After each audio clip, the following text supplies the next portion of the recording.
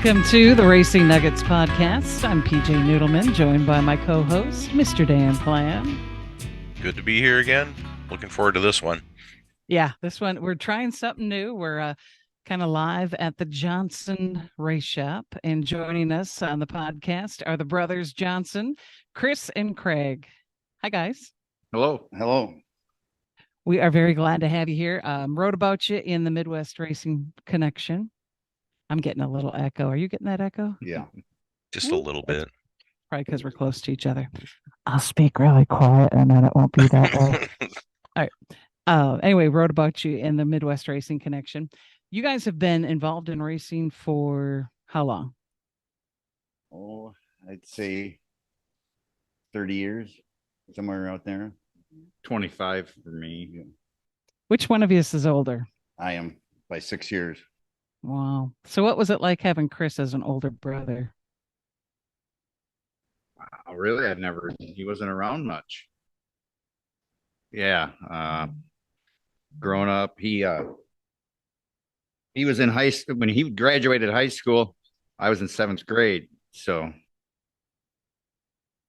And you guys, it was your uncle, Daisy. I'm so sorry. My dogs. Chris, it was your uncle, both of your uncle, Rick Johnson. That was how you got your start. Yeah. My dad raced when he was younger with Tim Carlson and Dick Olds. And then my uncle raced when we were kids. So we were around it the whole time at Grandma's house. And just how we got started. And then when we got older, Rick was still racing.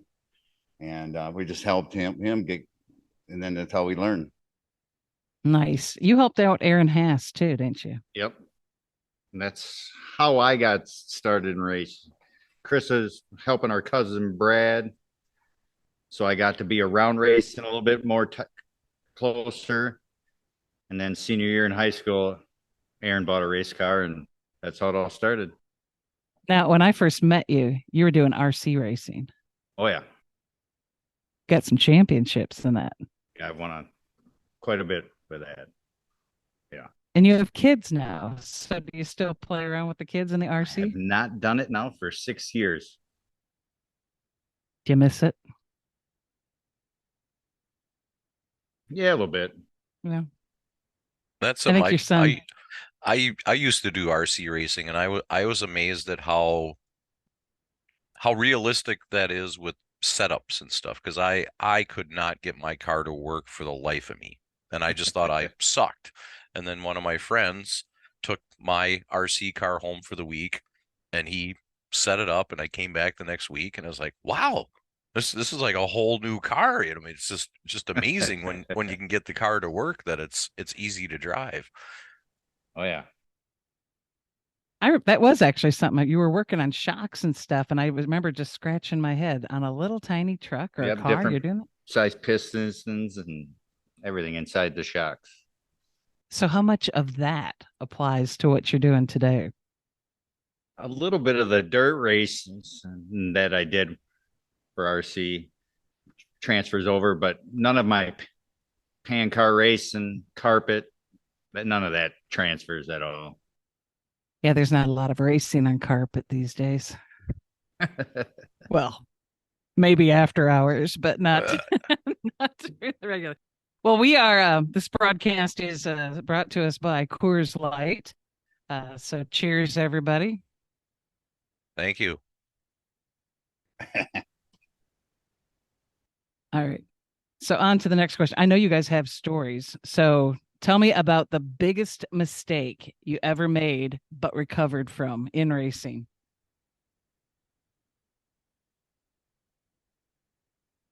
One of those that you all sit around afterwards and are just pounding the beers, high-fiving about the recovery that you had. Oh, here's a good one. Grundy, where the bolt came out of the battery. Ty gets pushed off the racetrack. And I happened to know where an extra bolt was. And I went running, grabbed it, and put it back on. He started the race with 21 laps to go, I don't know, in 10th, and came back to win it. So that was a good day. Unbelievable. High fives around for that and plenty of beer, too. course, then you're driving back from Grundy, so you probably had a few cocktails on the way home too. Well, yeah, we were doing a double, I think. So we drove like a couple hours down the road, stayed overnight, and then got up, and then we raced a Tundra race at the Dells next day. Were you green in the gills that day? We could have, but a lot of times we just we don't remember. There's a lot of good stories about drinking after races and after big wins and all that stuff. So I can remember going down to New Smyrna with Rebecca Caston, and you guys actually, I think I gave Dan one of those pictures for the article, and we were waiting to cross the track, and you guys are sitting on the cooler, and I took your picture. But lots of fun times down at New Smyrna over the years. Oh yeah, lots of times. We were part of one. Tobes got pulled over. What? Yes, he did. Say more about that. Well, there's a group of us in a rental van, and Tobes was in Becca's car behind us with a couple of them. But there was like 6 of us. We were the drinkers in the group, and we were quite full. We're going down A1A, and I'm go past a cop. I look down. I'm like, oh man, I'm doing like 15, 20 over. Cop pulls out. Well, he pulls out right behind Tobes, and he pulled Tobes over. Because if he would have pulled our van, ooh, not good. Did he get a ticket? I don't remember that. no, I don't think so. Wow. It was about 50 minutes later when he got to the room. You didn't stop and wait for him? No. Oh, good times. Craig, one of your characteristics is creatively using the F word. I have not known anyone as much as you that is able to use the F word both as a noun, a verb, and an adjective actually in the same sentence. Well, usually there's a little alcohol involved in that. Helps that out. Get it peppered in there. The other thing I noticed about you too is when you're drinking, a lot of times the beer comes into the side of the mouth. The longer the night. Oh. and then the bill of your ball cap goes off to the side. Oh yeah. well, especially if we're drinking a bunch of Fireball.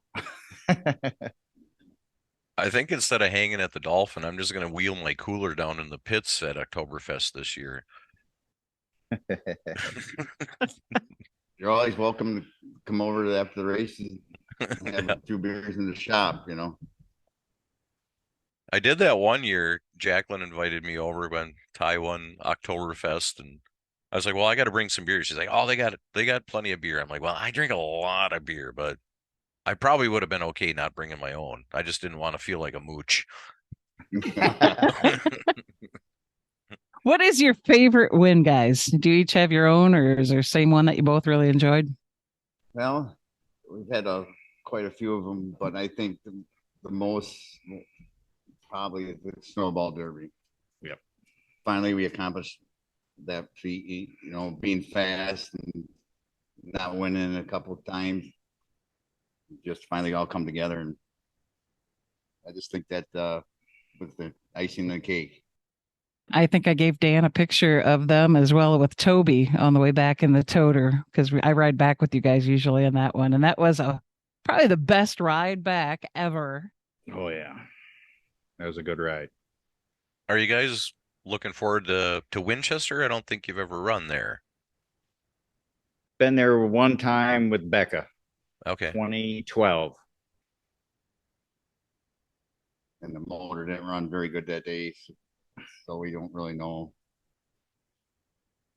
But I mean, the place is pretty fast.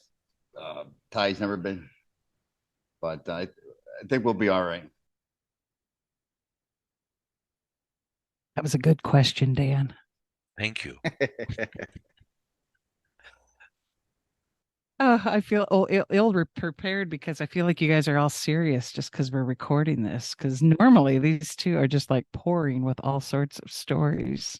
Well, I was surprised when you told me that like we couldn't do it a certain night because it wasn't a shop night. And I just assumed if I read everything and believed everything on the internet that every night was a shop night, and there was like 8 guys there, and Monday was pull down rig testing, and Tuesday was the wind tunnel. And I told Jacqueline, I don't know if there's still a silo there, but I said, but I think the car just stands on its tail and the wind blows down the silo to use that as a wind tunnel for test. Is that not true then?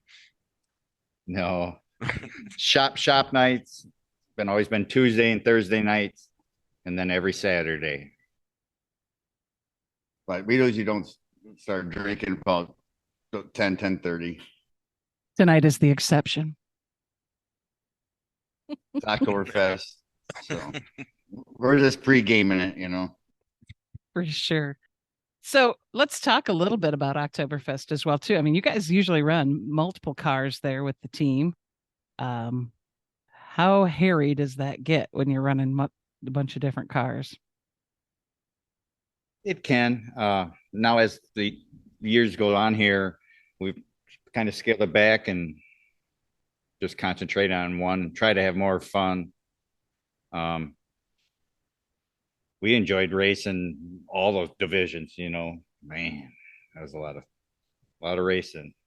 Are you going to run the NASCAR Big 8 type late model this year or no?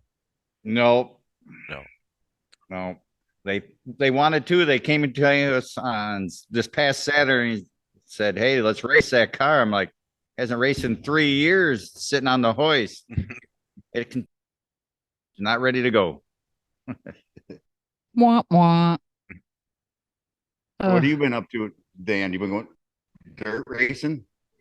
Yeah, I try to go to whatever's closest to home. So I've got Elko and Cedar Lake. Elko has a pretty limited schedule, so I've been out to Cedar Lake a lot and Elko. I tried to go to Menominee last week for the Punky Manor Challenge of Champions, and when I went Thursday, there was a 0% chance of rain, and I got there and one big huge cloud poured on the track and canceled it. And then Friday, I think they got the heat races in, and then they had to pull the plug, and then Saturday washed out. So the whole thing got canceled, but I only went for one night of that. Hoping to get to a few more here after I got my kid's wedding this weekend, and then Oktoberfest, and then 3 or 4 more shows. I'd like to get to Rockford before they're done. So I'm actually planning on going there just for Saturday night this weekend for their National Short Track Championships. Should probably preface this episode is going to be dropping the Tuesday after the Short Track Championships, the Tuesday before Oktoberfest. But on that Rockford question, Johnson boys, which do you have any desire to go to Rockford before it's all done? No. We've been to Rockford. It's a love-hate. Yes. A good point. It's a cool racetrack, but we've just done it for so long with Steve and then Ty and stuff. It's okay. You guys ran with Steve Carlson, for a really long time. Talk a little bit about that. So was that kind of like your more formative years of like organized racing nonstop, or what was the story there? Yeah, we started helping Steve a little bit in 96, 97 with races here and there because Ed Hansen was his crew. And then we went more full time in 99 to 2000. We won like 6 short track national championships with Steve, and he just told us how to race for championships. It's got to be there at the end, top 5 in death, and just take it as it comes. Yeah. What do you think? Yeah, I started helping Steve in the summer of '98, and like Chris was saying, Steve was a very methodical race, and he kept it very simple. And he taught me on the tire side of things, just keep it simple, 1 pound an eighth, and we'll just go from there. nothing big, you know. I think Steve was the first one I realized back then. I don't know if the tires fell off more back then, or he was the one that could manage them the best. But he was like the David Pearson, right? He'd just be riding around in fifth or sixth, and then all of a sudden he was 2/10 faster than everybody the last 20 laps of the race. Or it was just, especially at Rockford back then. Well, and that's what's different with Rockford now. They're, the racing, you're going all out, all the time now at Rockford. So the racing is just, it's everybody runs into everybody. It's just not racing there for a super late model. But yeah, Steve was, like you were saying, he was very methodical, took his time, wouldn't burn up his equipment. And if he had enough at the end, he'd get you. If he didn't, he took his second or his third, moved on to the next one. I appreciate you using the word equipment as you paused, searching for the right word instead of the S word. Well, I don't think that shit's okay on YouTube. Is shit okay on YouTube? Okay. News. That's news. So y'all were with Steve for a while, and then Steve Spotter, Tim Jacobs actually started up a team, and then you guys started working with him at lacrosse. Yep. Yeah, I think he took Kevin 2005. 05. Tim took over, and that year I went over and helped out Kevin and Jake. Jake's a good friend of ours, and he was helping Steve go to races and stuff. And then Jake scaled back and got his own race team with Kevin, and that's how we got started there. And then a year later, I think a year later, 2 years later. That summer, they had two cars. Kevin was racing for a championship, and they asked Steve to come race the spare car, a few times during the summer, just to have it there and stuff. So kind of started that connection of that whole group of team with us, and that's how it all started. And then Toby lost his job at Menards, and then he got involved with that team. And Emily Sue Steck came on board as a driver. First, Tobes wanted to kill us. Oh, really? Tell me more. Oh, yeah. Yeah, he didn't like us very much. Really? Seeing his race cars and stuff, Then he heard we were cutting trailing arm mounts off, and then he's all pissed off. Hey, Tobe, do you want to come over and join us? But then he, between the last race of the season at lacrosse and Oktoberfest, he did the same shit to his car. And then he came out and kicked our ass. And then you guys ended up working together. Yep. Then that winter, we all started working together. Yeah. What? Oh, yeah. Oh, yeah. Well, come over here and tell the story. So, yeah. Craig, you tell the story. Yeah, so we took Kevin up to Marshfield for their fall special. It was on 8-inch tires. And Tobes got his own brother thrown out for tread with.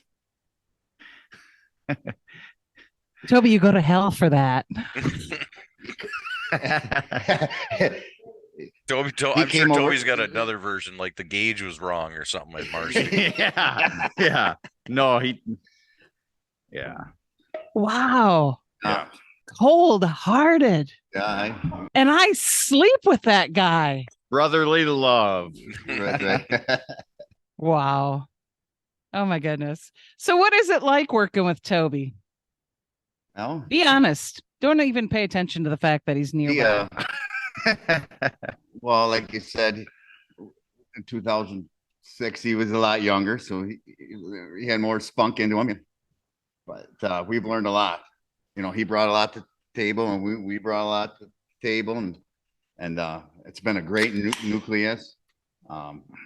He's taught us a ton.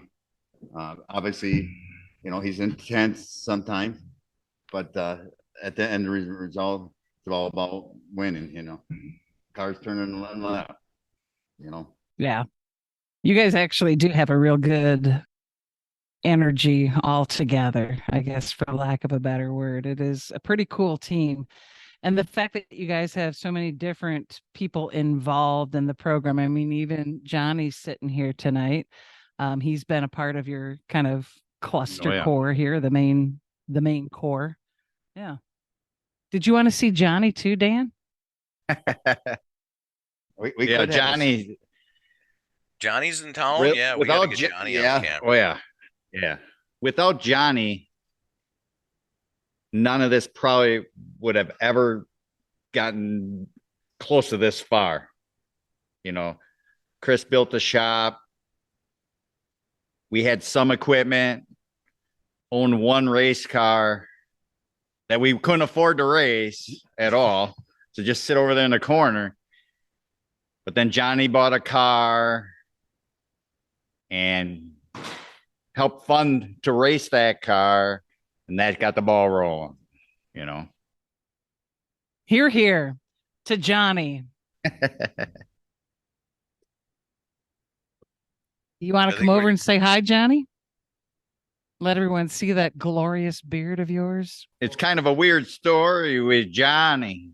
So I started racing remote control cars 1988, 89. And Johnny was in the parking lot racing in RC cars. And we've traveled all over the United States racing. And he retired early. And he goes, I want to sponsor a race car. And he's like, how much is a set of tires? I'm like, I don't know, $500. Well, I could do that. That's how it started. Buy a set of tires, go racing. That's amazing. Johnny, you look darn good back there. Yeah, I'm looking forward to seeing you next week, Johnny. I'll go back over here.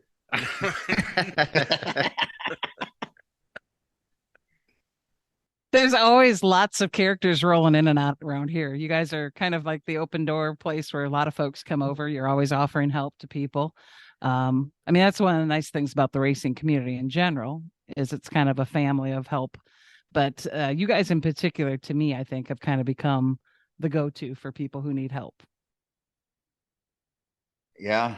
Now that Toby's got Toby car, a lot of people come over here and then we get to meet them and tell them what we've done, trying to make things better.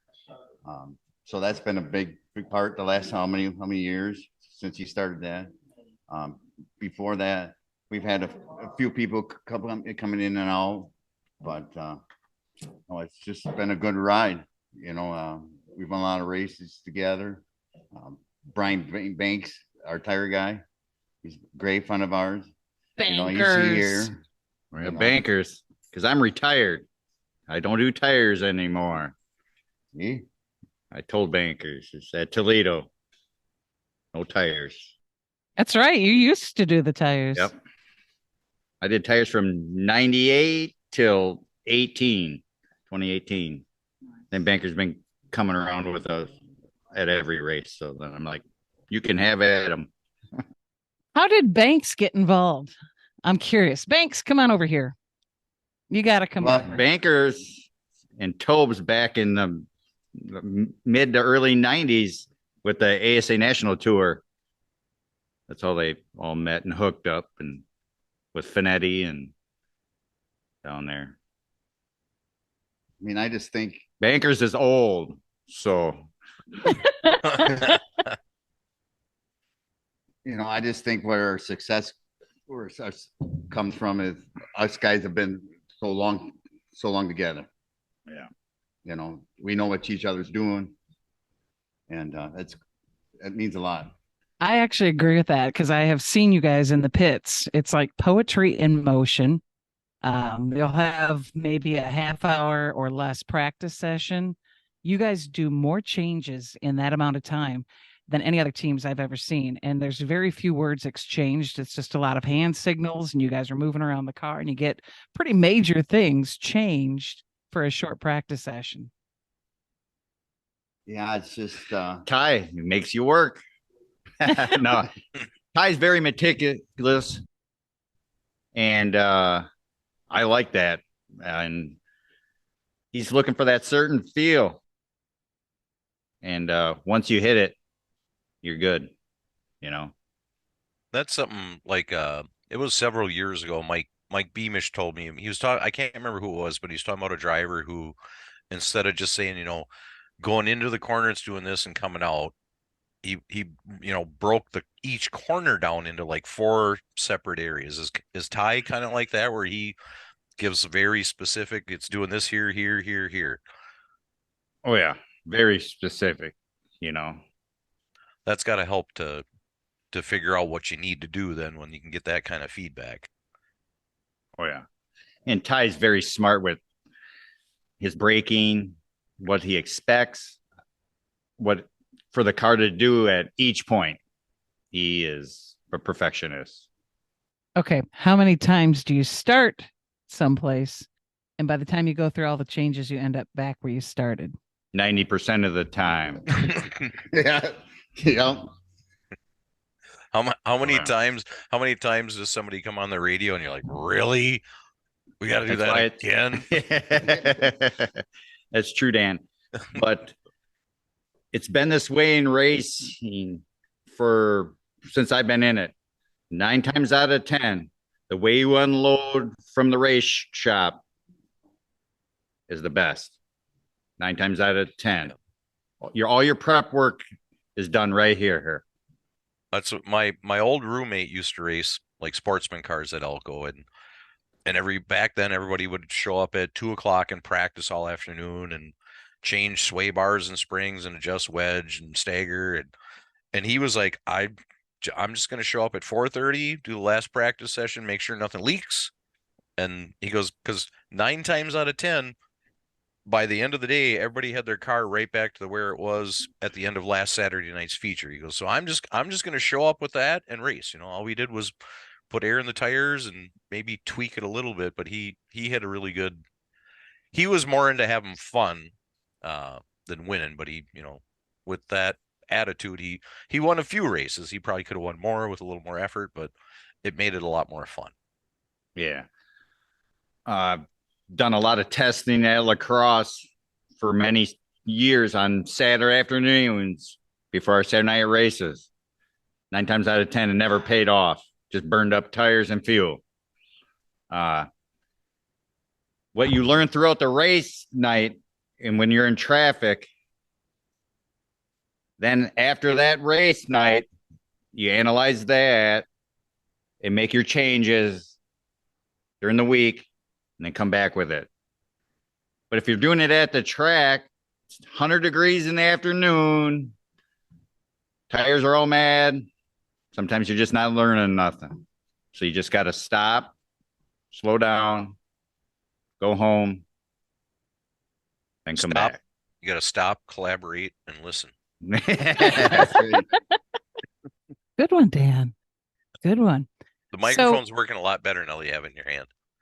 I know. I figured that out after a while. Well, I was netted up. It's something round and it's in her hand. So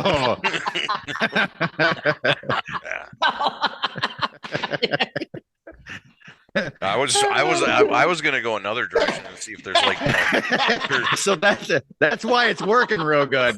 That's why it's working. You're good. I think I like the direction you were going, Dan. I was just gonna say like there's 2 turntables and a microphone kind of thing, but that's not happening. Right. These guys are going a total another different direction. And they haven't even started the fireball yet.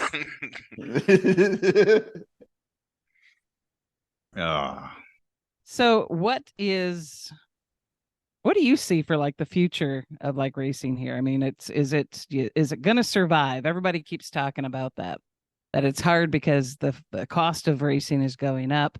Tracks, I mean, Rockford's closing. There's a lot of tracks who have been closing. Do you see racing surviving? Just opinion. Yeah, I think so.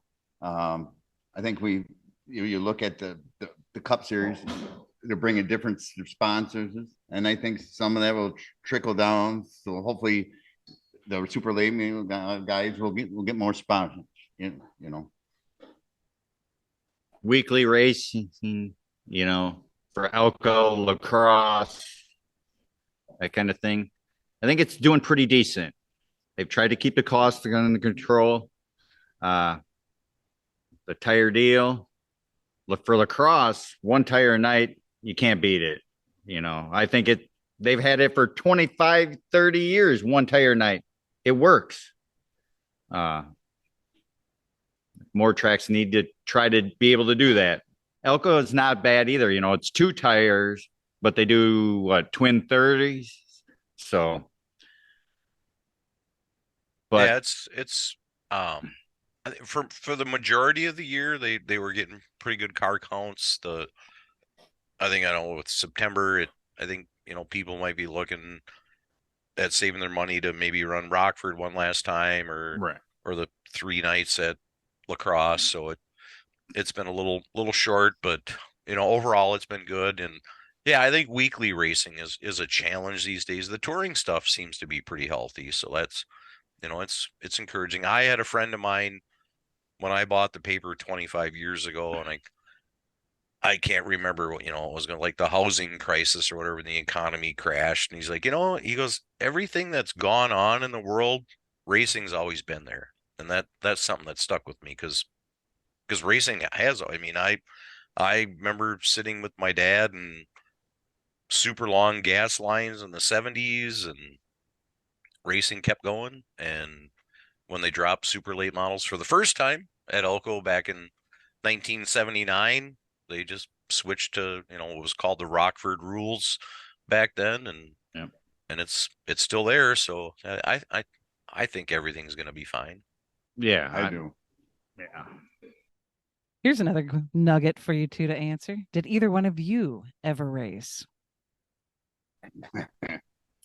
Yeah, race a little 4-cylinder stuff and a little thunder stuff. That's about it for my recent career. He's raced like 3 times, knocked a stub off, and a transmission. He did real good.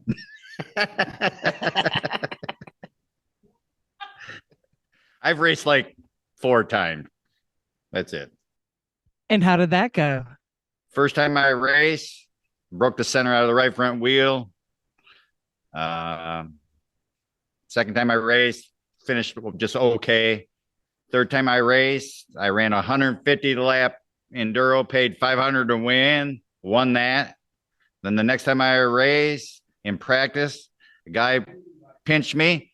I smoked him in the next corner, ripped my right front ender off. It was stuffed in his door plate.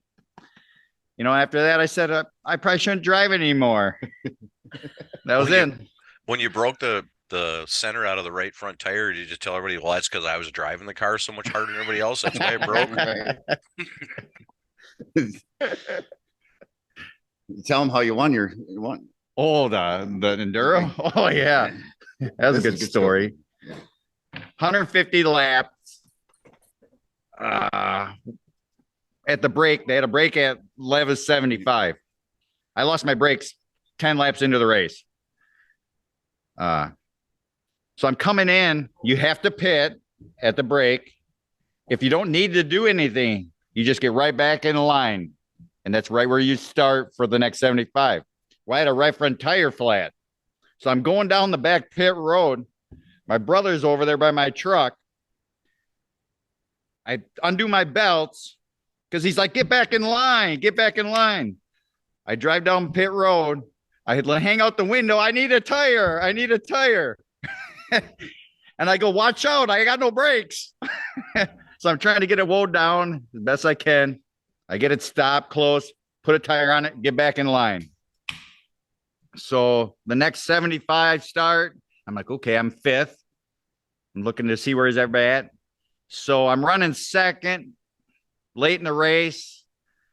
That's why I don't drive. I'll tell you this. That's why I don't drive anymore. So I go a couple laps to go. I go down to turn 3. I blast that guy that's leading. Knocked the front end almost off of my car. His car didn't even move. Okay, I finished second. Great. We're going in tech afterwards. Guy comes down off the stands. Our great buddy Horn. Yep, Horn comes out of the stands. That guy's cheating. He's got cement in his fuel tank. Ray goes over there, jacks up his car, bangs on, and it, full of cement. You're out of here. We don't like cheaters. Comes over there, puts the trophy on my car. Oh, we got drunk that night. That was fun. I'll be darned. Rick Schermerhorn. I bought my car from Schermerhorn, and the tires that I needed to have 4 different tires to run that Enduro. And Horn's like, I got 4 tires. I'll bring them down. So that's how I was able to run it. Steve paid for my entry fee because I had no job. I just helped him race all summer long. So Steve's like, hey, there's an Enduro tonight. We should go over there and play and have fun. Get your car over here. It was in his field. So I brought it over to there. He fills it up with race gas, 86 Honda Prelude, and gave me $20 for the entry fee. He goes, I'm going to be up on the hill watching. Go get him. So his boy Mike, I have no way to get it there. Drive it down Brickell Road, so we just tow it behind my truck with a chain. Mike could ride the brake in the Prelude so it doesn't hit my truck. We take it over to the racetrack, and we won that thing. Oh, good times. Oh my goodness. This is fun. $500. We went into the beer garden at the fair. Yeah. So you've actually had some success racing. Well, just a little. Yeah. I raced go-karts 5 times too. I was it's kind of the same thing as with the Honda. When I got mad, tried wrecking a guy in practice. So the go-kart, I'm running second. I raced it 6 times total. I got 5 seconds in a row. So I go into turn 3, blast this guy, jump his left rear, spins me out backwards. I go through the hay bales at the track, down the hill, and wedge my back in the fence. So I'm under the fence, and the chain link fence is going up my back. And I'm laid back in a seat like this, but it folds me this way. I'm like, oh, this is not good. I'm stuck there. So they get me out of there. I take my go-kart back to the truck, and we're drinking beer afterwards, talking. Wife walks up. She goes, well, that wasn't smart, was it? I go, no, it wasn't. Maybe you should just be done being behind the wheel and just work on stuff. I haven't driven since. So what I'm hearing is we have Melissa to thank for you being on the crew. Oh, yeah. Which of the two of you has the biggest temper? Oh, boy. I have a shorter fuse than he does. We could say that. Yeah. Toby says Chris has more patience.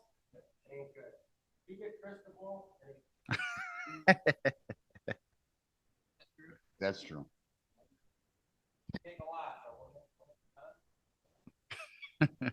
Well, then I guess I won't ask because I don't want to put you on the spot on something that'll live in perpetuity on YouTube. But I'm curious after the show is over who you have the biggest grudge on. Just think about it. We'll talk about it later. A racing garage? Yeah. Oh. We don't have to talk about that right now. Dan, do you have other questions? I feel like we've just been rambling on here, having a good old time. No, I've gotten my shots in. I think I'm doing good. What would you guys be doing if you weren't involved in racing? I don't know, over the last so many years, for the last 23, the last couple, my kids are getting older. I'm a softball coach for a travel team. So I got that going on. This summer, that was 6 out of 7 days every week was softball. We did 40 games from June 1st to July 29th with 10U girls. Now we're doing fall ball. Went to Chippewa Falls. A couple weeks is the Dells. Then we're going to do a dome game. Then she starts travel basketball for the Lady Riverhawks. What if any of your kids want to race? Chris, you have a daughter. She's young yet, but you have both a daughter and a son. What if any one of them want to race? Would you support that? Encourage it? What would you do? I'd support it. They just got to say, Liam's been around, take him to the races. Dells, he loves the Dells. I always said, if you want to go kart racing, you think about that at all, I'll let you know, Dad, if I want to do it. I'm like, that's fine. One day you might just say something. Yeah. I'd be all for it. That's why I did the softball coaching, because Nora is fully immense in sports, and her drive and attitude is just something you want to see. So I'm like 100% behind her. You want to go do that? Let's go. You didn't do the Steve Holtzhausen answer, like, yeah, they make good cheerleaders.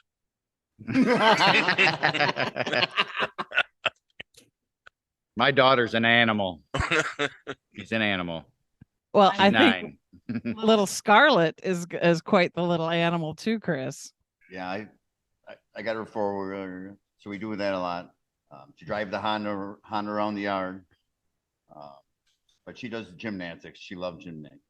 So we do a lot of, like in the winter time, we do a lot of gymnastic meets and stuff. So she's a gamer. But let's see if she wants to race. Those girls. Yes. Girls are pistols. Yeah. I can't wait for them to hit puberty.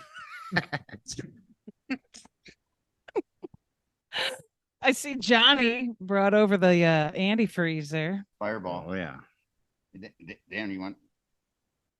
I don't want. I just see the little tiny bottles at the liquor. I've never seen like the big huge one. Yeah, that does not look like a good ending for me. No. It can be that way. That's like starting out with beer and then just take the knockout punch, right? Yeah. We'll get into captain here pretty soon. I did this a couple weeks ago. A group of us drank 5 of them at a softball weekend a couple weeks ago. Not good. Holy Not buckets. Good. Not good. I'm just thinking 5 of them. I'm thinking Chris just said, so you start with Coors Light, then you take some Fireball, and then you switch to the Bacardi. Captain. Ooh, I can't hang with you guys. Captain's good. Oh boy. Well, Todd, the owner now, he loves this stuff. He's the instigator on Fireball. I would actually agree with that. And this is going to sound horrible to a lot of people, but I had never had Fireball until Snowball Derby this last year. Oh. And it was like Christmas in a bottle. One of my favorite memes, I think, is on Facebook where it's like, oh, this smells like Fireball, and somebody says, sober people say cinnamon. Yep. Well, this year at the Snowball, we're getting older, so we're like, 1 o'clock. Usually we're in bed. There was 2 times this year we're up till 4 a.m. still drinking. Whew. I gotta say, probably one of the best things. We were napping on Saturday afternoon on the floor, and Tobes is like, "What is going on in here?" Ty, myself, and Chris are Little power nap. Little power nap. I remember coming over there too. It's like you guys look like dead people laying all over the floor. It was pretty rough. Pretty rough. Yeah, I think we need to clarify that Toby hasn't drank in years, so that's what rights the ship when it starts going the wrong way. Yeah. Him and Bankers, they keep us in line. Yeah. I was gonna say Banks doesn't drink either, so you got two designated drivers now who kind of help keep you out of trouble. Although I don't know if Banks will save you from a speeding ticket the way that Tobe did. Maybe not. We'll see. That's not, that story almost sounded like a Smokey and the Bandit thing, right? You got the hauler going, and then you got open containers in the vehicle. Toby was like Burt Reynolds driving the Trans Am in the back and get pulled over. The open case of beer is between me and the passenger. A little questionable. I debated on whether or not to share this, but I'm going to. True story. Rebecca Caston's mom had me driving Becca's hot rod car over to the airport to pick up Craig, who was coming in to help out at Speed Weeks. So I'm driving it, and it's a stick shift, and she's making me very nervous because it's Becca's car, and you don't want to wreck it. You're getting too close. You need to slow down. You're really getting way too close. You're going way too fast. And she's getting me so nutted up. I popped it out of gear at the red light, and I was just so nutted up. So we get to the airport to pick up Craig, and I just gave him a big hug, threw my arms around him. I'm like, I'm so glad you're here. You drive the car back. I don't want to, because she was really, really hard on me when I was trying to drive it. So I'm sitting in the back. Craig is driving. She's in the front. Craig takes a phone call while driving from his wife to let him know that he got to town all right. He's driving with his knees, putting a chew in, having a drink as well, driving this car, and she said nothing to you. Nothing. I remember that. Yeah. I got back. I was just like, I cannot believe that. The Boston Whaler boat in the lobby of the at Daytona Airport. Oh, DP. Yeah. Oh my gosh, good times. Well, we can probably wrap it up. Thanks so much, guys, for sharing some stories. Looking forward to continued success throughout Oktoberfest. Obviously, I have self-interest as well every time these guys have success, but good luck for the rest of the season. Thank you. Thank you very much. Thanks, guys. Thanks, Dan.